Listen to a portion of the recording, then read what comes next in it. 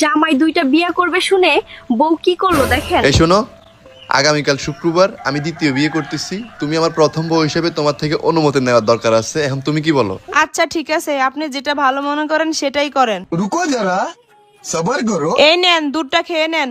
আগামীকালকে সকালে একটু তাড়াতাড়ি ডেকে দিও আমাকে, হ্যাঁ? আচ্ছা ঠিক আছে।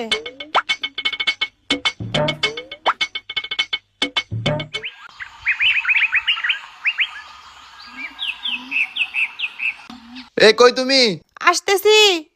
কি হয়েছে বলো। আলমারি থেকে আমার নতুন পাঞ্জাবিটা নামাই দাও তো, আমি জুম্মার নামাজটা পড়ে আসি।